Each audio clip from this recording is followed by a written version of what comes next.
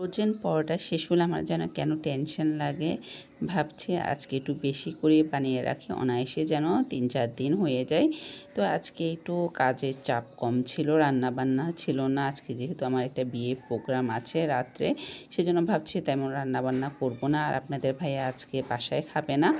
তো hello everyone, আসসালামু আলাইকুম। কেমন আছেন সবাই? আশা করি সবাই অনেক ভালো আছেন। যে এবার যারা আমার ভিডিওটি দেখছেন সবাইকে অসংখ্য ধন্যবাদ। আজকে একটি নতুন ব্লগ ভিডিও আপনাদের সাথে শেয়ার করছি। রাত্রে যেহেতু বিয়ে প্রোগ্রাম আছে, ভাবছি গতকালকে তরকারি যা আছে তা দিয়ে চালিয়ে দিব।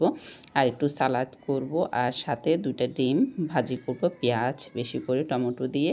আমার কেন জানি সেটা ভালো লাগে, একটু মুচমুচে ডিম ভাজি করলে সেটা দিয়ে আর কিছুই লাগে না। তো ভাবছি আজকে গতকালকে তরকারি অনেক ছিল।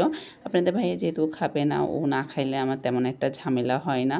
ওর জন্য আমাকে বেশি করে রান্নাবান্না করতে হয়, ও খাওয়া দাওয়া নিয়ে বেশি প্যারা দেয়।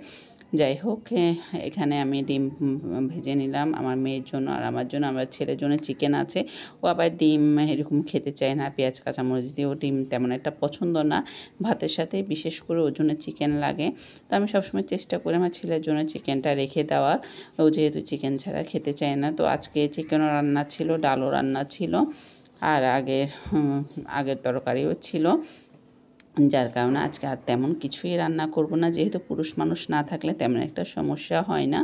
তো ভাবছি আজকে দুপুরে খাওয়া দাওয়া করার পরে একটু শপিংয়ে যাব, টুকটাক কেনাকাটা করব। রাতে যেহেতু বিয়ের প্রোগ্রাম আছে, দেখতে পারছেন এটা সালাদ ছিল, এটা একটা কাচকি মাছে আলু দিয়ে করছে, খুবই মজা হয়েছিল। তা এরপরে ছিল ফুলকপি দিয়ে আলু দিয়ে ভাজি ছিল, চিকেন ছিল 1 পিস। তো ভাবছি সেটা নষ্ট না করে আমি খেয়ে ফেলি, আমার ছেলের জন্য ছিল। আর পরের দিন রান্না করব। রাতে যেহেতু প্রোগ্রাম আছে সেজন্য আর তেমন বান্না করব না। বললাম না, পুরুষ মানুষ না থাকলে কোনো ঝামেলাই নাই। আপনাদের ভাইয়া খাওয়া যেটা সেটা খেতে চায় না। আমি বা মহিলা মানুষ, আমার মেয়েও তেমন একটা ঝামেলা করে না। ও কোনো কিছু একটা দিলে, ডিম ভেজে দিলেও খেয়ে ফেলে। কিন্তু আপনাদের ভাইয়া, ওর কথা হচ্ছে যেহেতু বাসায় আছে সব কিছু, তাহলে রান্না করতে অসুবিধায় কী? আমার কথা হচ্ছে ও যেহেতু নেই, আজকে আর তেমন রান্নাবান্না করব না, একটু ছুটি নিলাম। যাই হোক, আজকে একটু বেশি করে আমি ফ্রোজেন পরোটা রেখে দিলাম। এরপর টুকটাক শপিংয়ের জন্য গেলাম, দেখতে পাচ্ছেন। আর ভাবছি আসার সময় সন্ধ্যার জন্য নাস্তা নিয়ে আসি, যেন সন্ধ্যায় আর নাস্তা ঝামেলা করতে না হয়। এখানে আমি চোখের লেন্স নিয়েছি, আসলে লেন্স তেমন একটা পরা হয় না, ভাবছি আজকে অনেকদিন পর পরবো। যাই হোক, এখানে একটা ব্যাগও নিয়েছি। কেমন হয়েছে অবশ্যই কমেন্টে জানাবেন।